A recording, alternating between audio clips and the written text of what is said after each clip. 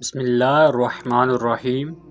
اگر ایک مرد ایسی عورت سے ہم بستری کرے جو کہ اس کی بیوی نہیں ہے تو یہ زنا کہلاتا ہے۔ ضروری نہیں کہ ساتھ سونے کو ہی زنا کہتے ہیں، بلکہ چھونا بھی زنا کا ایک حصہ ہے، اور کسی پرائی عورت کو دیکھنا بھی آنکھوں کا زنا ہے۔ زنا کو اسلام میں ایک بہت بڑا گناہ شمار کیا گیا ہے، اور اسلام نے ایسا کرنے والوں کی سزا دنیا میں ہی رکھی ہے، اور مرنے کے بعد اللہ اس کی سزا دیں گے۔ زنا کی سزا کیا ہے اور اس کے بارے میں قرآن و حدیث میں کیا احکامات ہیں، اور ایسی کون سی 3 عورتیں ہیں جن پر زنا کی سزا عائد نہیں ہوگی، اگرچہ ان پر زنا کا جرم ثابت بھی ہو جائے، لیکن ان پر شرعی حد لاگو نہیں ہوگی۔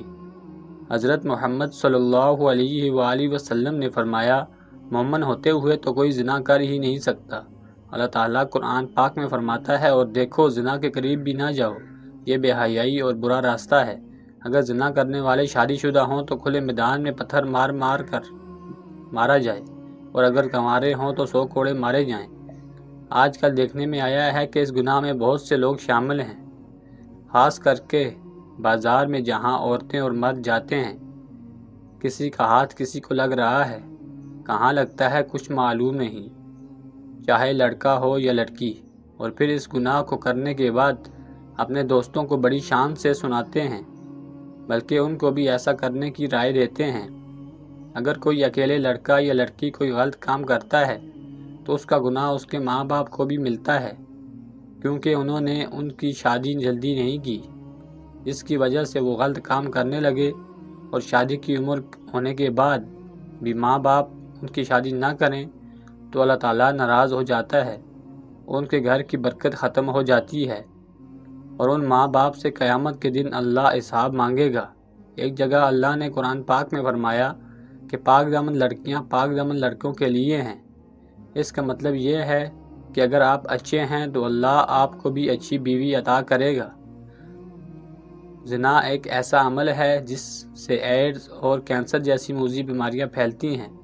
زنا سے انسان کا دل مردہ ہو جاتا ہے، جبکہ اکثر دیکھنے میں آیا ہے کہ جب دل مردہ ہو گیا تو پھر اس کے دل سے اسلام کی روشنی ختم ہو جاتی ہے، جس سے وہ ایمان سے خالی ہو جاتا ہے۔ انسان جو بھی غلط کام کرتا ہے اس کی قیمت اس کے بچوں، ماں یا بہن کو اس دنیا میں ہی ادا کرنی پڑتی ہے۔ امام شافعی رحمۃ اللہ علیہ کہتے ہیں کہ زنا ایک قرض ہے، اگر تو ایسا قرض لے گا تو تیرے گھر سے یعنی تیری بہن بیٹی سے وصول کیا جائے گا۔ اس کبیرہ گناہ کی اور بھی سزائیں ہیں، لہذا خود بھی اس سے بچیں اور اپنے دوستوں کو بھی بچائیں۔ اگر آپ نے اپنا قصہ اپنے دوست یا سہیلی کو سنایا اور اس کے دل میں بھی ایسا کرنے کی بات آ گئی اور اس نے وہ کام کر لیا تو اس کا گناہ آپ کو بھی ملے گا، کیونکہ آپ نے ہی اس کو غلط راستہ دکھایا ہے۔ قرآن و حدیث میں ہمیں زنا کی سزا اور اس کے برے ہونے کے بارے میں بتایا گیا ہے۔ اللہ تعالیٰ فرماتے ہیں، زنا کے قریب بھی نہ جاؤ، یہ بے حیائی اور برا راستہ ہے۔ زانیہ اور زانی کو کوڑے مارو، ہر ایک کو ان دونوں میں سے 100 کوڑے مارو۔ اسی طرح نبی کریم صلی اللہ علیہ وآلہ وسلم نے فرمایا، شادی شدہ مرد اور عورت زنا کریں تو دونوں کو سنگسار کر دو، یہ اللہ کی طرف سے سزا ہے۔ زانی ایمان کی حالت میں زنا نہیں کرتا، یعنی جب وہ زنا کرتا ہے تو ایمان سے خالی ہو جاتا ہے۔ رسول اللہ صلی اللہ علیہ وآلہ وسلم سے بڑے گناہوں کے بارے میں پوچھا گیا تو آپ صلی اللہ علیہ وآلہ وسلم نے فرمایا، ہمسائے کی بیوی سے گناہ کرنا بڑے گناہوں میں سے ایک گناہ ہے۔ زنا کرنے والا مسلمان عاقل اور بالغ ہو، جس نے یہ جرم اپنے اختیار سے کیا ہو اور جرم کرنے کے لیے اس پر کوئی زبردستی نہ کی گئی ہو۔ رسول اکرم صلی اللہ علیہ وآلہ وسلم نے فرمایا، 3 قسم کے لوگوں کا کوئی عمل نہیں لکھا جاتا، یعنی 3 قسم کے ایسے لوگ ہیں جنہوں نے اگر زنا کیا بھی ہو تو ان پر دین اسلام کی روح سے کوئی حد لاگو نہیں ہوتی۔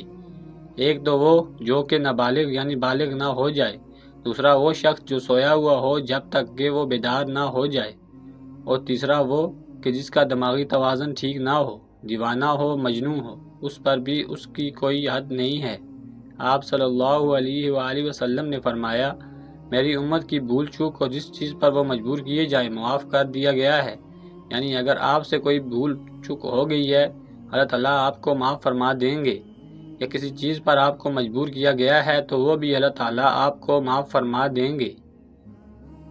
زنا کرنے والے کے لیے رجم یعنی زناکار پر حد قائم کرنے کا ایک طریقہ کار بتایا گیا ہے۔ زمین میں گڑھا کھودا جائے، زانی کو اس میں کھڑا کر کے سینے تک اس کو مٹی میں دبا دیا جائے اور پھر پتھر مارے جائیں یہاں تک کہ وہ مر جائے۔ یہ کارروائی امام اور مسلمانوں کی ایک جماعت کے سامنے کیا جائے اور ان کی سزا کے وقت ایمان والوں کی ایک جماعت حاضر ہونی چاہیے۔ رجم کے بارے میں عورت اور مرد کا حکم برابر ہے، البتہ عورت کے کپڑے باندھ دیے جائیں تاکہ وہ بے پردہ نہ ہو۔ اسلام عصمت و عفت کو سب سے بڑی قیمتی متاع قرار دیتا ہے اور اس کی حفاظت کو ہر شے پر مقدم رکھتا ہے۔ چنانچہ زنا اسلامی معاشرے میں انتہائی گھناؤنا اور بدترین جرم ہے اور اسلامی تعزیرات میں اس جرم کی سخت ترین سزا مقرر ہے۔ اللہ تعالیٰ سورہ بنی اسرائیل میں فرماتا ہے، اور زنا کے قریب بھی مت جاؤ، بلا شبہ وہ بے حیائی اور برا راستہ ہے۔ اس آیت کریمہ میں زنا سے اس طرح روکا گیا، زنا تو نہ کرو بلکہ زنا کے قریب ہی نہ جاؤ، جس سے معلوم ہوتا ہے کہ زنا ایک بہت ہی بری چیز ہے۔ حضرت عبداللہ ابن مسعود رضی اللہ تعالیٰ عنہ فرماتے ہیں کہ میں نے رسول اکرم صلی اللہ علیہ وآلہ وسلم سے پوچھا کہ سب سے بڑا گناہ کون سا ہے؟ آپ صلی اللہ علیہ وآلہ وسلم نے فرمایا، سب سے بڑا گناہ یہ ہے کہ تم اللہ کے ساتھ شریک ٹھہراؤ حالانکہ اس نے تم کو پیدا کیا ہے۔ میں نے پوچھا اس کے بعد کون سا بڑا گناہ ہے؟ فرمایا یہ کہ تم اس خوف سے اپنے بچے کو قتل کر دو کہ وہ تمہارے ساتھ کھانا کھائے گا۔ میں نے پوچھا پھر کون سا بڑا گناہ ہے؟ آپ صلی اللہ علیہ وآلہ وسلم نے فرمایا یہ کہ تم اپنے پڑوسی کی بیوی سے زنا کرو۔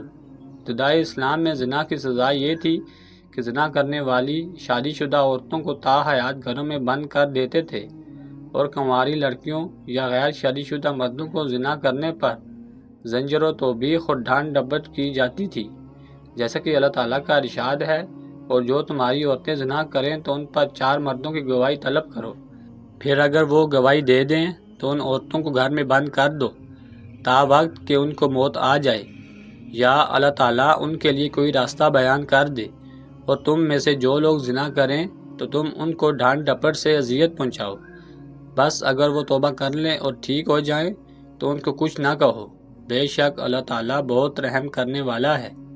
اللہ تعالیٰ سے دعا ہے کہ اللہ تعالیٰ ہمیں زنا جیسی موذی مرض اور کبیرہ گناہ سے بچائے، آمین۔ ناظرین، اگر آپ کو ہماری ویڈیو اچھی لگی ہو تو اسے لائک کریں اور مزید ایسی ویڈیوز کے لیے ہمارے چینل کو لازمی سبسکرائب کریں۔